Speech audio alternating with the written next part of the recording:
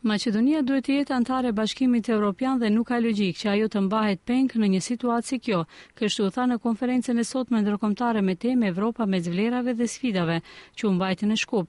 Unioni Ndërkombëtar Panevropian madje shprehu gatishmëri që të ndihmojë në lëvizjen para të këtij procesi.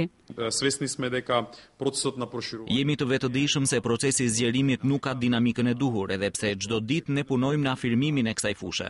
Ajo që është me rëndësi dhe që u theksua është se qëllime strategjike të Maqedonisë gëzojnë mbështetje të plotë nga Unioni Pan-Europian, i cili nxit të gjithë ata vendimarrës në qarqet europiane të ndihmojnë integrimin sa më të shpejtë të Maqedonisë në familjen europiane.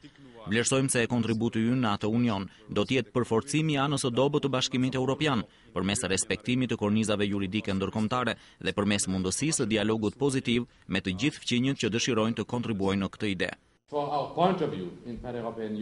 Neve në Unionin Ndërkombëtar Pan-Europian nuk na pëlqen as pak situata e tanishme. Maqedonia me të vërtetë është shtet europian, çdo herë ka qenë e tillë dhe nuk ka kurfar arsye logjike që të jetë në këtë situatë ku është.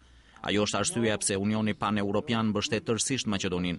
Ne na duhet Maqedonia brenda në BE, pasi tani në BE kemi vështirësi të caktuara dhe duhet të jemi së bashku dhe të punojmë për një Europë më të fuqishme.